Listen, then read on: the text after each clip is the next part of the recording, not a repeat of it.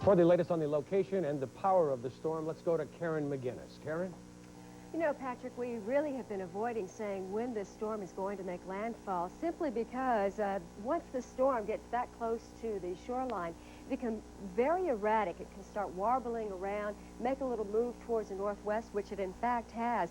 It's made a definitive move as of the 9 p.m. Eastern Time coordinates at 28.7 degrees north, 90.7 degrees west, and it's moving towards the northwest now at 13, so it's slowed down. If you remember, when this storm moved across South Florida, it was clipping along at just about 18 miles per hour, and that, in fact, was a blessed event. Had it crept along like some other storms that we've seen, like Hurricane Hugo, moving at 10 or 12 miles per hour, it can produce a whole lot more damage, but there was significant damage there. And let me tell you about some of the latest information and some reports that we've heard. We naturally heard from Grand Isle and at Ocean Spring, Mississippi, a possible tornado reported there. Now you think that's far away from the storm, but in fact, some of these feeder bands, this is what I'm talking about, these long bands of precipitation, some of them have embedded thunderstorms. We talk about that during the summer months, and with embedded thunderstorms, you have the potential for tornadic activity. And yes, there is a tornado watch which has been issued for much of the southern one-third of Louisiana for that potential. So not only do they have to worry about the winds, which are at 140 miles per hour, also the storm surge, which could be 10 to 15 feet, but also the potential for tornadic activity. As we move on towards the satellite loop, you can see kind of the progression of the storm system, and the eye of this storm really gives us a clue as to just how strong this system is. If we had a weak or a jagged eye or an eye that was filled in, we might suggest that the storm was weakening some, but in fact this one has not, even though it's close to land. Sometimes they do become very jagged and ragged eyes to these storms, become a little bit weak, but this is moving on its own momentum. And we're going to show you the forecast map for the rest of the nation, but not really give you a forecast for the entire U.S. But we're going to keep Hurricane Andrew, and we anticipate that because it does have so much strength associated with it, that once it does move inland, and perhaps that could be in 2 hours, 3 hours, or 4 hours, but possibly in that south central or southwestern corner of Louisiana, that's kind of where it looks like it will be headed now. Now that it's made that definitive move towards the northwest, as it moves up towards inland, we anticipate it will keep its hurricane properties, which means there could be substantial damage in the inland sections of not just Louisiana, so we'll have to watch this storm, and it may get caught up with this system, even though this system is moving rather slowly. I'll have an update in just about another 20 minutes. Now more with Patrick. Karen, thank you. You know, long before Andrew arrived on the Gulf Coast, it was a storm with a vicious legacy.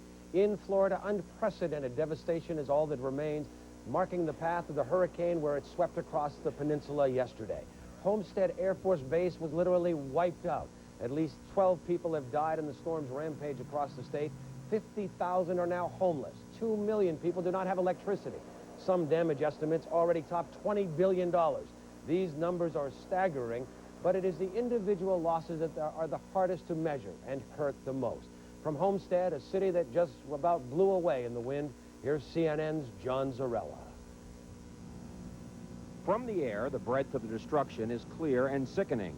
Mile after mile, street after street wiped out.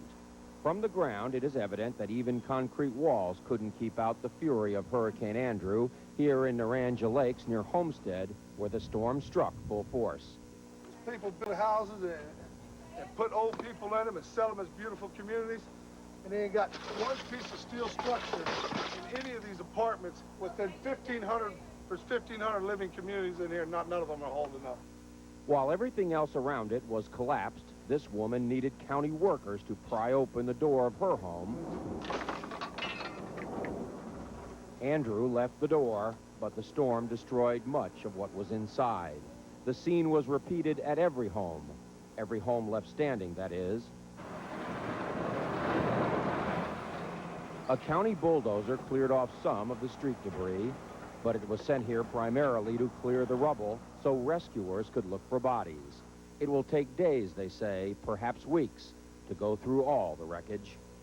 Looters have already been through much of it. Only a shotgun keeps them away. Turn your back for 5 minutes. There's 15 of them in the store. 15 of them. And no one can even guess how long it will be before there's any relief for these people. John Zarella, CNN, Homestead, Florida. Information from the Florida Keys to the south of Miami is also slow in coming. A U.S. Coast Guard officer there, though, reports minimal damage to buildings and no apparent injuries. He says one of the Keys' coral reefs apparently sustained the worst damage. Ham radio operators report electric power is being rationed where it is available. There is fresh water and local phone service. However, the storm has cut the Keys' long-distance line to the mainland. Also, flights are reportedly coming in and out of Key West Airport. And keepers at the Miami Zoo are appealing to the public for hay and for trucks so they can round up hundreds of escaped animals. The storm left elephants and other beasts free to roam the grounds of one of the nation's biggest zoos. Animals will have to fend for themselves until they are captured. Now, the zoo's aviary was completely destroyed, and more than 300 rare birds are either dead or missing. A spokesman says the zoo will be closed for at least 6 months for repairs. Still ahead, Hurricane Andrew poses a compounding and possibly a confounding problem for federal aid officials. Details next as World News continues.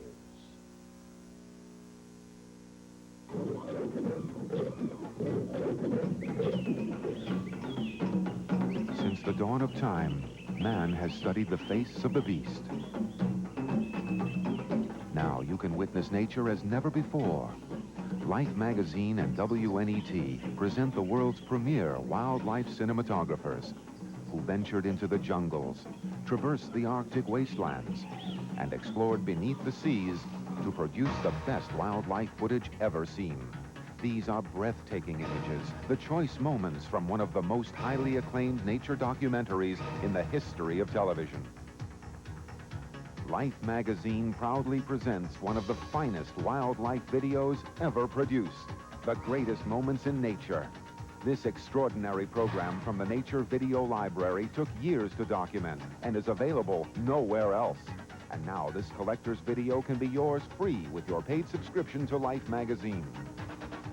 You'll receive 13 issues of Life, including 2 special issues, The Year in Pictures and 40 Years of Rock and Roll, all for 4 monthly payments of only $7.97 each. Life magazine is the picture monthly that keeps you in touch with the human side of major events and takes you behind the scenes to the colorful, touching, dramatic, and personal stories of today. Let greatest moments in nature take you on a 45-minute journey into a world that few people have ever seen. Call now and we'll also include a unique photographic journal chosen from the finest animal photography featured in the pages of Life. So call now and get this spectacular nature video, 13 issues of Life, including the 2 special issues and the Wildlife Journal. Take advantage of an incredible offer that won't last long. Call now.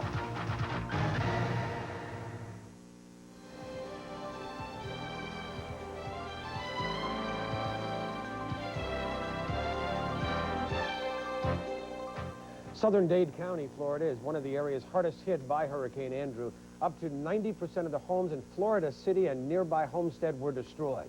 Thousands of people are packed into temporary shelters. The Federal Emergency Management Agency is scrambling to try and coordinate efforts to provide basic needs of food, medical care, and clothing. And they have a lot of territory to cover.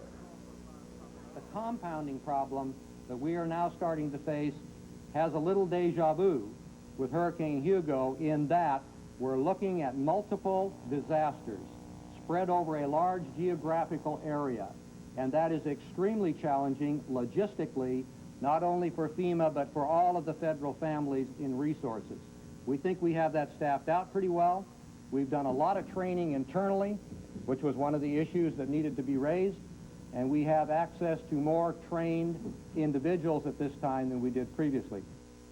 Now, hurricane victims and roll it on into motion.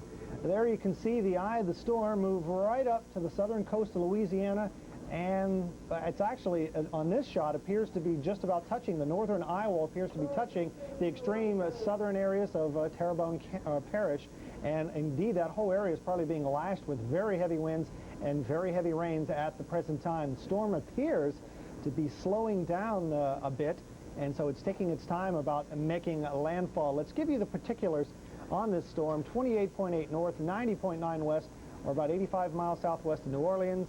Again, the highest winds still estimated to be 140 miles per hour.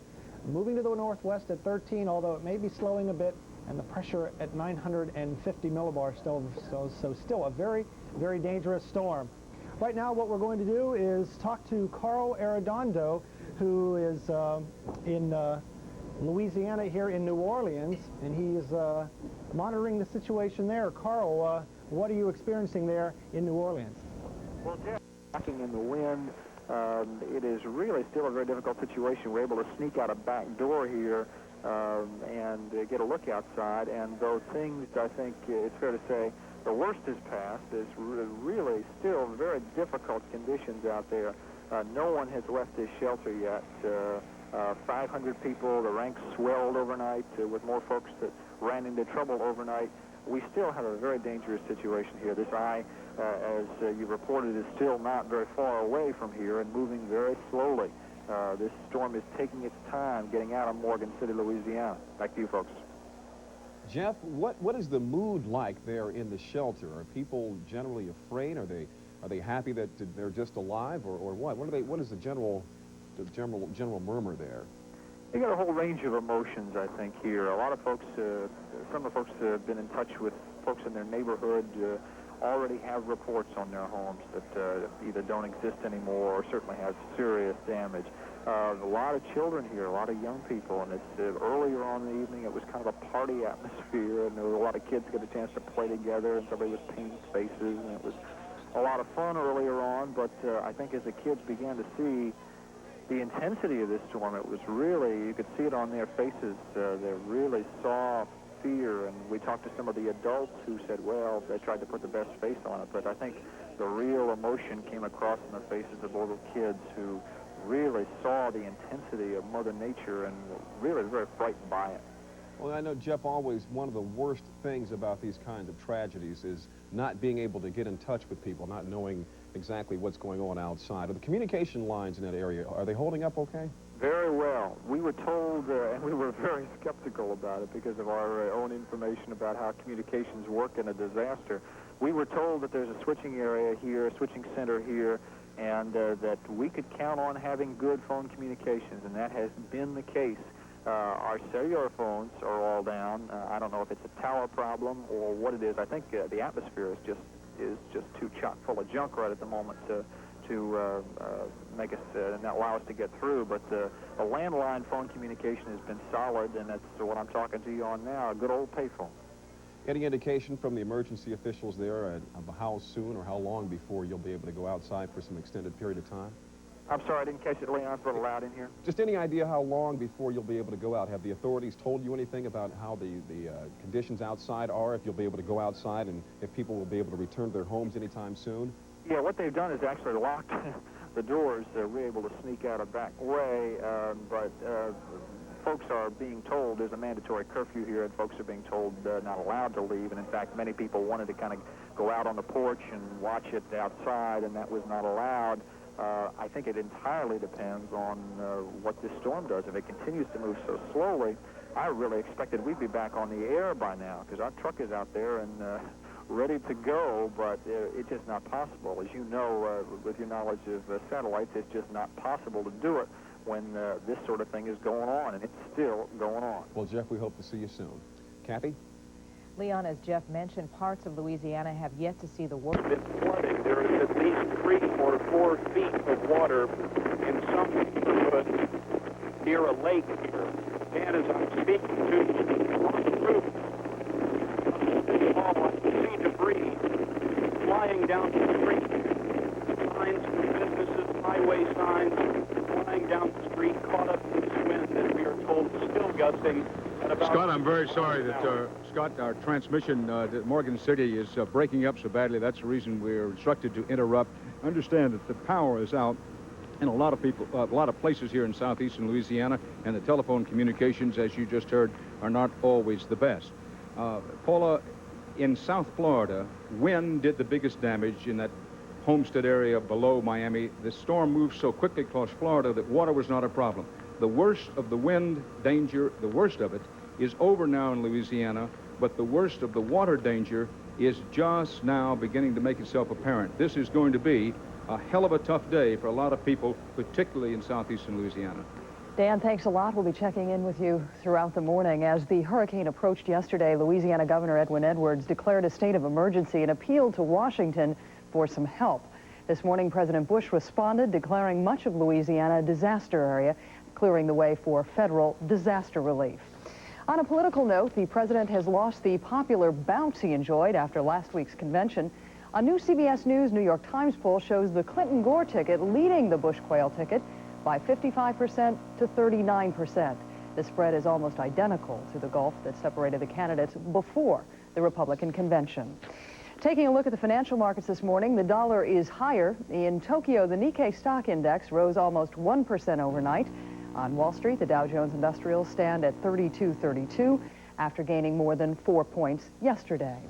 Finally this morning, Woody Allen and Mia Farrow had a face-to-face meeting in New York yesterday, and their lawyers had a showdown in court. At the first hearing in the couple's child custody battle, Farrow's attorney presented nude pictures of Farrow's adopted daughter taken by Allen. He says he's in love with Soon-Yi Previn. The judge refused to accept the pictures. Later, Allen and Farrow met privately with the judge to discuss their case. That's the news in 8.5 minutes, that is, after the hour. Time to check in with Mark McEwen with more on Andrew and the rest of this morning's weather news. Good morning. Good morning to you, Paula. Busy morning again this week, and let's take a look at what's going on out there. This is the latest satellite picture. You can see Hurricane Andrew covering just about the entire state of Louisiana. You see some of those clouds also extending over into Mississippi, and just that is that blob down there, that white blob on the map. That is Hurricane Andrew. One thing to point out, there is a front that is extending from Texas up into the Great Lakes. That front, there's rain in those clouds. As that front moves to the east, as Andrew starts to fall apart, that moisture will be sucked up into that front and will bring heavier rain than what you would normally see out of a front like this.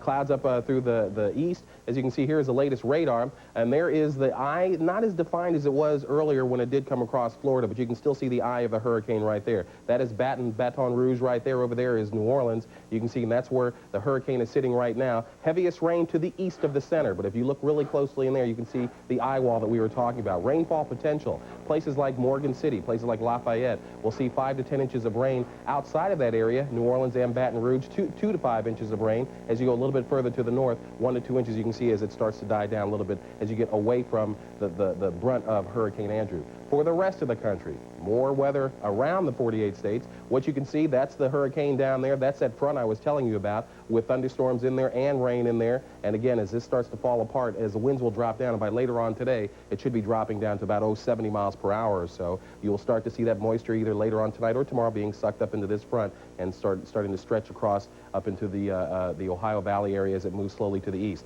A muggy day across the northeast, kind of hot down across the southeast as well. Out to the west, it's starting to heat up again across Montana. We had temperatures in the 90s last week, dropped down to the 60s, starting to raise back up again into the 80s. It will be back up into the 90s by the weekend. You can see up and down the west coast, basically dry and basically hot. That's a quick look at the national forecast. Let's take a look at your weather. Cape Hatteras, mostly sunny, high of 85. Frogmore, South Carolina, partly sunny, high of 92. New Orleans, rain squalls, high of 80 today. Tomahawk, Wisconsin, clearing, high of 64. Spry, Utah, partly cloudy. The high there will be 80 degrees. As always, we'll have updates for Hurricane Andrew throughout the morning. Harry? Thanks very much, Mark. We want to check in again with Dan Rather, who is standing by in Lafayette, Louisiana, where the storm is just about at its full force. Dan, what's the latest right there? Well, we have a man who can tell us here. Harry, good to see you again this morning. We're at our CBS affiliate in Lafayette, KLFY, with Dick Perot, a veteran meteorologist. Dick, what is to be expected from here on in? Well, from here on in for the immediate Lafayette area, it's just going to get worse. We're getting winds close to hurricane force now. That will continue for several more hours as the storm approaches us and moves on by over the rest of the morning. So we're just going to have to hang on for the duration of the storm and then dig out after that. How much rain do you expect to get, particularly as the hurricane slows down? We know we're going to get more than was originally predicted. Well, that, again, depends on how much it slows down. We are seeing a bit of a slowdown. 5 to 15 is still the official estimate. Some locations could get as much as 15 to 20, depending on several factors, particularly how much it slows down. And, of course, 15 to 20 inches of rain is a lot of rain, raises the danger of flooding. What about the tornadoes? The tornadoes is another concern. The problem with the tornadoes in this kind of weather is you can't see them coming. There's very little warning, nothing that we can do with regard to meteorologically being able to anticipate them. About all we can do is get a report of one and say, well, there was one here, but by the time we hear about it, it's already there and gone. So there's very little warning that we can give with that regard. And in terms of high water, rising water, both from the storm surge and this torrential rain, how long will the greatest danger last? The flood danger will probably last throughout the day today. It'll take a while for the water along the coast to settle down, to subside rather, and that of course is going to have a lot to do with how long it'll take for the rivers and the bayous to drain. A lot of it will also depend on how much rain we do get with the system and how quickly the rain falls.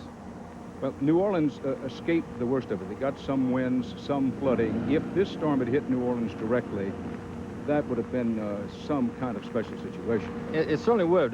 New Orleans, and in fact, much of us have really dodged a bullet with this particular storm because it did slow down as it moved toward our coast and kind of wobbled a little bit, allowed it a chance to weaken, at least to a certain extent. There is a worst-case scenario for the New Orleans area, and I think it's fairly well known, and this came close to being that for them. Dick Perot of our affiliated station here at KLFY. Thank you very much.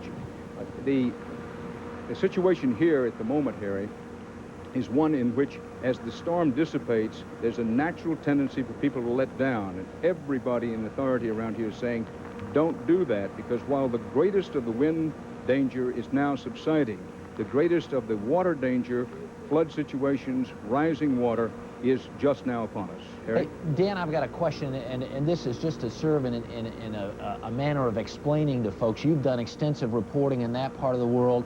Dick was talking about 10 to 15 inches of rain. Explain a little bit, if you will, just what that area of the country is like and how much water is actually there. There's no place for that water to go, really. Exactly the point, Harry. This is low, marshy, bio country. It's in the heart of the so-called Cajun country, sugarcane country. Now, in the early stages when the hurricane was sort of hugging and bumping the lower southeastern Louisiana coast, and then when it finally moved inland, it did go across some of the least populated areas of the state.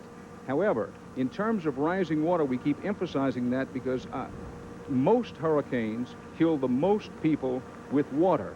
And a lot of property damage in this area is going to come from water, not the wind. We want to bring on Mayor Kenny Bowen of Lafayette, who's with him. Mayor, what a terrific job you and your people did of getting organized here. What are you concerned about at the moment? Well, we're sweating out the storm now to see what's going to happen in the next 2 hours. We should be getting the most of the winds in the next 2 hours, and that'll be greatly affecting our damage. But again, our crews have all been prepared. They're standing by. We've lost 1/3 of our power. About 15,000 customers are down. Many of them don't even know it yet, but the rains are beginning to pick up and the gusts are getting stronger. And down the line in Houma, we got a report before I came on here with you that Houma lost 80% of its power with the winds this evening. But preparedness has been the key, and our whole focus and our preparation plans, and those crews have been absolutely magnificent. It's good to feel comfortable with preparation, and they've been preparing. We received a lot of help yesterday with magnificent weather. Gee, it was like a golf day yesterday. So our crews were out preparing, and our employees throughout the city were permitted to go home. What about the rising water, Mayor? Are you very concerned about that? Not at the moment. The torrential rains that have been predicted will influence, and we do have many low spots, but we're 32 miles from the Gulf. And so we have a respectable and responsible drainage system. We hope to run this water off quickly, but right now we're not anticipating tremendous damage because of water. Mayor, thank you very much. We're going to go back to New York. Harry, it may be worth remembering that in 1979, Hurricane Claudette dumped 43 inches of rain on Alvin, Texas, when a dissipating hurricane just sort of sat there and squatted down for a long while. They don't expect that here. They are expecting, though, extremely heavy rains in central Louisiana. Dan, you've stood out in more of these things than most of us can count or remember. What does it feel like out there right now? Harry, this is the darkest hour just before dawn. We have maybe 45 minutes an hour before dawn. You never get over seeing the purple lightning, hearing the wind howl constantly, and then for those who were in the paths of tornadoes, and a number of tornadoes have touched down, in addition to the howling wind comes that long, heavy freight train sound of a tornado. It's been a nightmarish evening, but as you know, this is in the heart of ancient hurricane country. These people know hurricanes, they know how to deal with them, and of course they saw what happened in South Florida, so they've been listening very carefully and being told, when they're told to do something, they've done it, and for that reason, the injuries will probably be lower than you might expect given the ferocity, the fierce nature of the storm. However, let no one misunderstand, property damage in this area is going to be very high once you see the light. All right, Dan, thanks very much. It looks like the power went out just behind you just even as you were speaking. Thanks so much, and we'll get back to you. 18 after the hour. Next on CBS This Morning, hurricane expert Neil Frank as we continue our complete coverage of this deadly and destructive storm.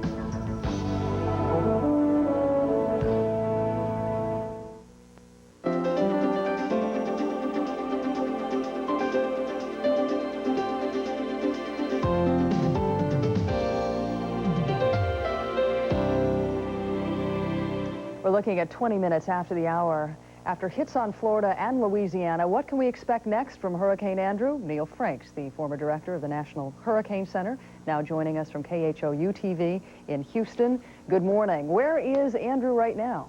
Well, the center of Andrew, and the eye, as we call it, is still southeast of Lafayette. As a matter of fact, we have a reporter in New Iberia still reporting very strong winds out of the northeast in the shelter that he is located in. It blew the roof off.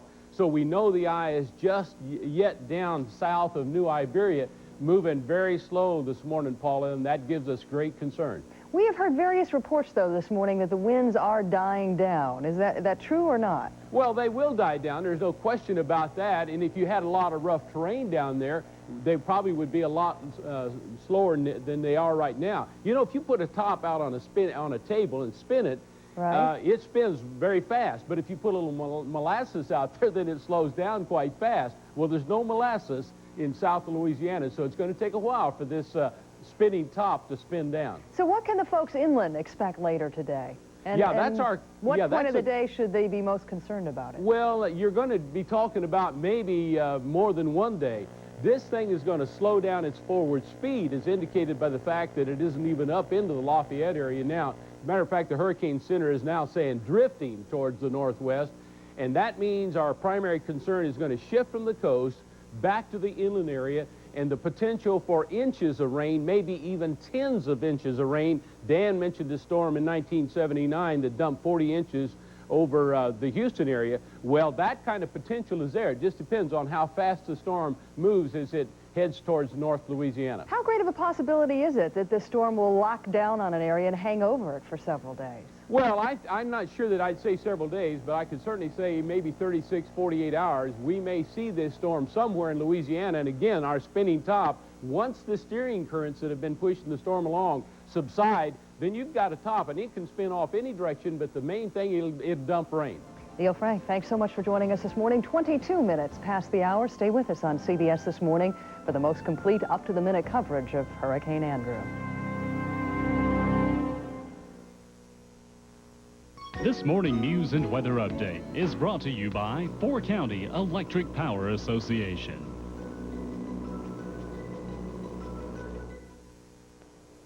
Hey, good morning. It's 6:25 on this Wednesday. We're going to see some rain and thunderstorms in the next several days, and you can thank Andrew for that. We'll tell you all about that and your weekend forecast in just a moment. It was a close call, but Mississippi Gulf Coast residents are breathing easier today after killer Hurricane Andrew landed in neighboring Louisiana last night. Many residents on the Mississippi Gulf Coast had fled anyway, though no serious weather problems were reported. Some of the evacuees traveled hundreds of miles to find shelter, and as Ann Smith reports, some local motels benefited from that. Thousands of Mississippians began moving inland this morning from the Gulf Coast as Hurricane Andrew made his way closer. Tens of thousands left the New Orleans area. Motels in Starkville and Columbus were getting calls on vacancies as early as last night. The Holiday Inn in Columbus is already booked up, and other local motels are expecting residents from Mississippi and Louisiana as the storm moves inland.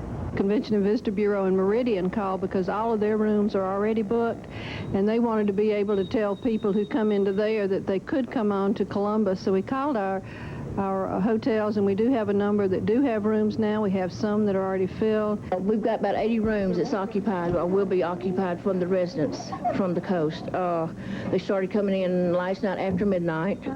Maggie Babin and her family left New Orleans this morning. The closest shelter they could find was in Starkville. And we're here because we're getting away from the hurricane, and this was the closest motel room we could find. We called yesterday morning. This was it. It was kind of scary to think that I could go back and nothing would be there, but I mean, it looks like it's gonna not going to hit direct. So I don't know. We'll just have to wait. Ann Smith, WCBI News 4, reporting. In the primary runoffs in Mississippi House District 1, including Tishomingo and Alcorn counties, Harvey Benderman finished with 1,158 votes to 972 for David Yarborough. Benderman faces Republican J.R. Long in November. In House District 14 in Union County, complete but unofficial returns have Randy Mitchell with 3,035 votes to 2,256 for Harvey Childers. If those returns are certified, Mitchell will face Republican Roy Bright and Libertarian Donald Merle Scott in November. And in the race for House District 42 position, the results from Noxubee County have Reese Dixon with 2,238 votes and Don Healy with 1,118 votes. Results from Lauderdale and Kemper counties for this race were unavailable. A Millport man received 2 life sentences yesterday after pleading guilty to a rape and murder charge. Judge Gladys Junkin sentenced 38-year-old Willie James Tabb for the rape and murder of Bobby Jean Porter in July of 1986. Porter was killed in a secluded wood area near Tabb's home. A jury convicted Tabb for the crimes, but that conviction was later overturned by the Alabama Supreme Court. 38-year-old James Howard Corrington of Columbus has been sentenced to life in prison without parole for the Easter 1991 murder of his wife Betty. Police and emergency personnel testified that the morning Betty Corrington was shot, James Howard Corrington admitted several times to firing at her. On the stand yesterday, Corrington said he meant to shoot her in the legs and denied firing 2 other shots which struck her in the side and chest. And that's a look at your news. We'll take a look at your morning weather after this. Stay with us. And it's already warming up out there outside our studios at 75 degrees. Skies are partly cloudy and winds are southeast at 7 miles per hour. Today's forecast, mostly cloudy with a 30% chance for showers and thunderstorms. High should be near 90. And then tonight, increasing to a 50% chance of scattered showers and thunderstorms. Low should be in the lower 70s. And then tomorrow, breezy with there again a 70% chance of rain and thunderstorms. High should be in the mid-80s. And we can thank Andrew for that. That's it for the WCBI Morning Update. Thanks for watching and have a wonderful day. This morning news and weather update is brought to you each Monday through Friday at this time by 4 County Electric Power Association.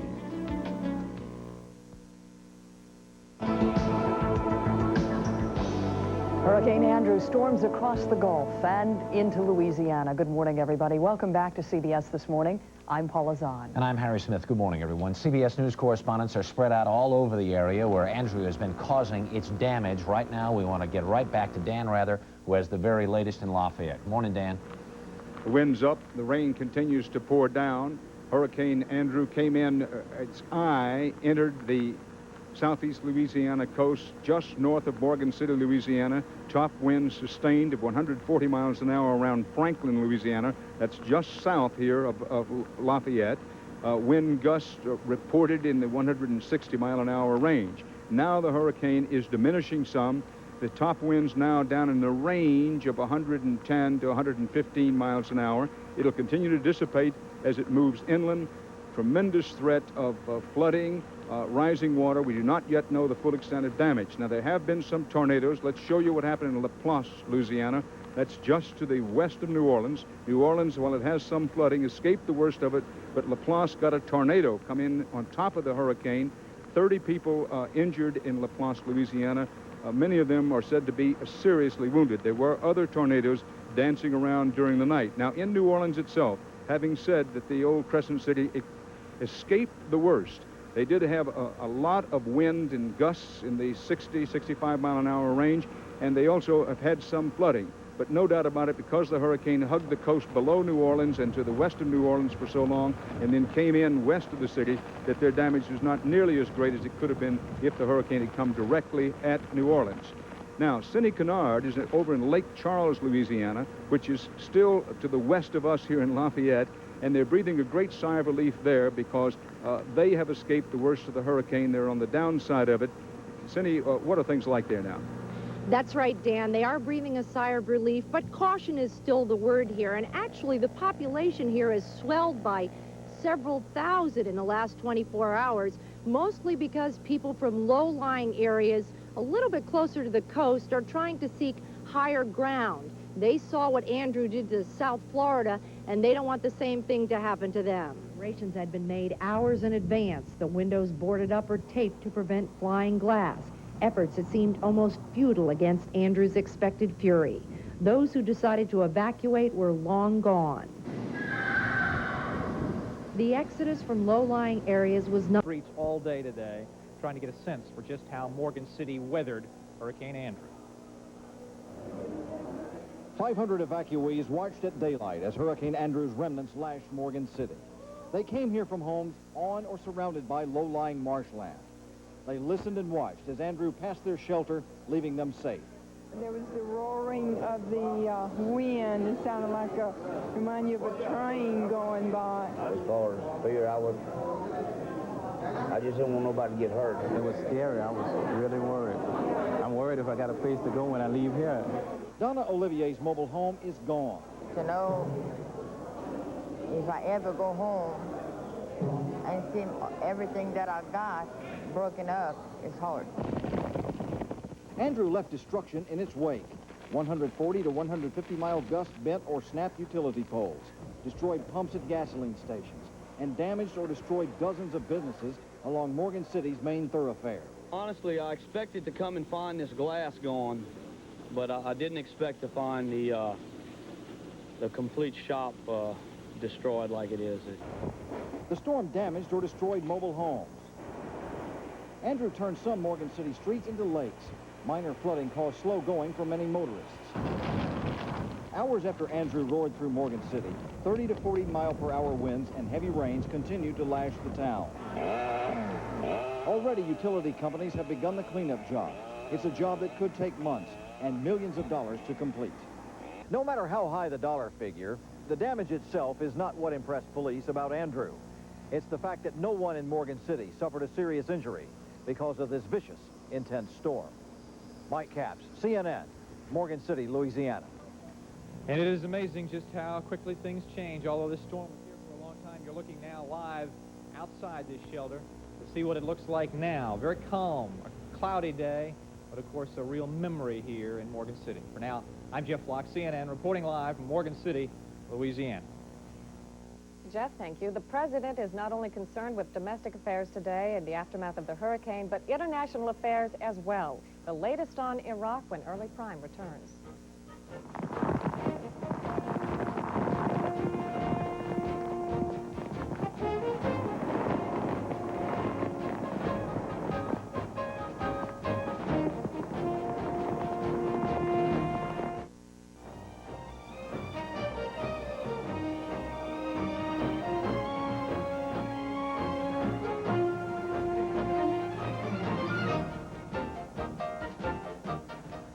President Bush draws a new line in the sand for Saddam Hussein. At a White House news conference, Mr. Bush said the United States and its allies will impose a so-called no-fly zone in southern Iraq beginning tomorrow morning.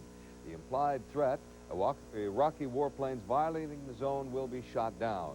Mr. Bush says the move is to protect Shiite Muslims living in Iraq south of the 32nd parallel. The United States continues to support Iraq's territorial unity and bears no ill will towards its people.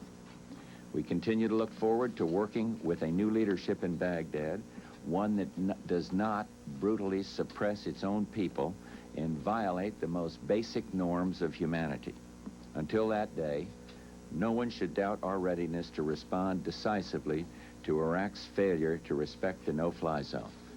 Pentagon officials say the ban takes effect at 10:15 a.m. Eastern tomorrow, which would be early evening in Iraq. Iraq's ambassador to the United Nations denounced the Allied move and said Baghdad will not comply. But he did propose that an international committee investigate conditions in southern Iraq. Meantime, in the Persian Gulf, the USS Independence and its fighter pilots are gearing up to enforce that no-fly zone. CNN's Tom Mintier is aboard the warship and files this report.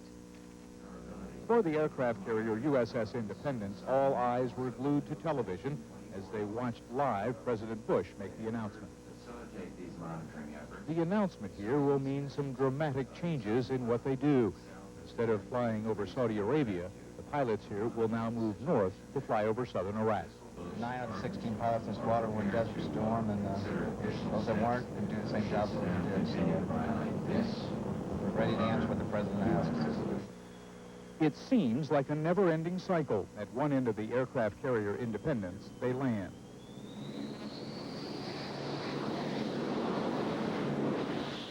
At the other, they lurch skyward. The enforcement of a protected zone in southern Iraq will be carried out by these F-14 and F-18s. They refuel high above the action. A tanker just ahead. Participation. Will U.S. forces once again use force against Iraq?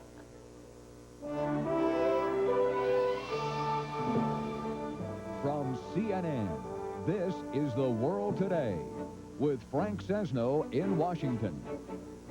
Thanks for joining us. Catherine Cryer is off today. We begin in Louisiana, which today experienced up close the destructive power of Hurricane Andrew. Andrew is heading inland now. It's lost power and is officially classified as a tropical storm. But earlier, it was still a hurricane, and dozens of communities in Louisiana felt its fury. But few, if any, felt it the way Morgan City did. The Hurricane Center plowed into Morgan City earlier this morning, flooding streets, stripping off roofs, and tearing trees from the ground. Things are so bad, the mayor is asking everyone who evacuated to stay out of town, at least for a while. The message is to please stay away a few days, and hopefully we'll keep the people posted as soon as we can. Also, our telephones aren't working in the city. We have one line out of 19 that's working. Andrew spawned dozens of tornadoes as it came ashore in Louisiana early this morning. A few touched down in Laplace, just west of New Orleans. One man was killed. Andrew already has entered the record books as the most costly storm in U.S. history. The latest estimates, $15 to $20 billion in damage, and that's just Florida. Louisiana is still tallying the damage. As he did in South Florida, President Bush is viewing Andrew's damage in Louisiana for himself. Mr. Bush arrived in Lafayette, Louisiana about an hour ago. The town is roughly 55 miles northwest of where the eye of the storm met land. The president has declared parts of Louisiana disaster areas and has ordered federal aid to supplement state and local recovery efforts. As Mr. Bush is seeing, Lafayette was hard hit by the storm. Bill Delaney details the destruction the president is seeing there. By the time Hurricane Andrew stormed into Lafayette, Louisiana, day had broken after a night mostly remarkable for the relative calm few had expected. Gusty winds snapped tree limbs. Just about every street you turn on, there's trees down or big limbs. Power had been cut to 22,000 people, though not the whole city. Firemen answered a call from a man worried about a power line falling on his carport roof. It's on a tin roof and I don't like that. I'm scared of it. The firemen said they weren't seeing anything more serious. We've been busy, but nothing major yet. Streets were mostly abandoned. Police discouraged travel. They knew this one was pretty serious, so they pretty much listened to all the emergency personnel. There were no reports of injuries from the storm. At the Cajun Dome of Southwest Louisiana University, usually a place used for basketball, hundreds of families sheltered from the storm. Not a luxurious setting. 10,000 people were in shelters in and around Lafayette. Most were evacuees from farther south in Louisiana Bayou country. Poor people who left behind homes they weren't sure were still intact. It was a tough night. Crowded. People always complaining. Can't sleep. The floor was hard. But thank God, it's safe. Even as Andrew battered Lafayette, blessings were being counted. Lafayette had been roughed up, but Andrew at last seemed to be showing signs of losing its edge. Bill Delaney for CNN, Lafayette, Louisiana. In Dade County, Florida, officials now estimate 1/4 of the population, 250,000 people, are homeless. Officials also estimate damage in South Florida could hit $20 billion. Some insurance industry experts say they doubt insured losses will top the $4.2 billion caused by Hurricane Hugo. Meanwhile, long lines formed today in Miami as people tried to buy tools, gas, and food, and bags of ice. Some ice reportedly going for $8 a bag. Many homes lack running water, and tap water isn't safe to drink. Even airport officials are asking people flying into Miami to bring a bottle of water. Hurricane Andrew has left behind a slew of numbers. At least 19 dead, an estimated $20 billion in damage, as we said. and more than 250,000 homeless. But the story of Hurricane Andrew is not just a story of numbers. It's also a story of individuals. CNN's Bonnie Anderson has one example. So we have to improvise. They are longtime Homestead residents, a family of police officers whose lives have been dedicated to serving the public. Their lives are now in a shambles. Still, they're worried most about their neighbors. When you take a ride out, all the devastation really gets to you. So, I thank God I'm still here. My family is safe, and we'll make it. Major Jim Radizak and his wife Bernice rode out the hurricane at their daughter, Officer Becky Brown's nearby home. Her husband, a mounted officer, stayed with his horses at the police stable. The family says it took pure muscle to keep the storm from breaking down the front door. We were home for about 45 minutes. On the floor. Seemed like 10 hours. Because we were both tired. The water's coming in, we were slipping backwards. It was very frightening. The most frightening thing I ever went through in my whole life. I was just, trying to pump yourself up and just going, no, you can't come in, But much of the storm did, tearing off part of the roof. Becky spends much of her time now scavenging for boards, for anything they can use for repairs. The job, she says, is daunting. What should I do first? Because there's so much to do, you don't know what's the most important thing to do. Is it the food? Is it the water? Is it the shelter? Should I, do the house first? Should I put the roof on? In the living room, police weapons are loaded and ready. Looters, they say, will not take what little they or their neighbors have left. With all the looting, I just don't understand why people are out there taking stuff when, there's been such a tragedy. For Jim and Bernice Radizak, the extent of their personal tragedy wasn't clear until they went to their own home, what was left of it. Total devastation. It's unbelievable that you have so much one day and the next day it's all gone. It was the home of their dreams, bought 4 years ago with a lifetime of savings from a police officer's salary.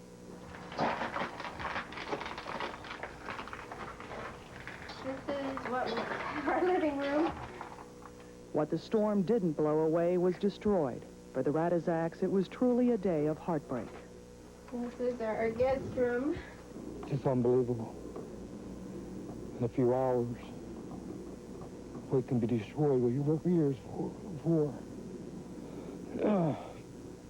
I've cried and cried, but I know we have to get on with this, and there's probably people that are worse off than we are. And as soon as we get ourselves together, I know I'm going to be out there trying to help someone else. Because you work hard all your life, and we're like Bernie said again, we're not the only ones in that boat. Some people worse off than we are. At least we got a loved one right here, and we will help other people. But they say it may take the rest of their lives to recover emotionally. Bonnie Anderson, CNN, Homestead, Florida. Tackling Andrew head-on, our John Holloman drives from Texas across the Louisiana coastline to give us a first-hand look at Andrew's fury. That travelogue in our second half hour. But next, President Bush delivers a final warning to Saddam Hussein, raising the stakes in Iraq when the world today returns.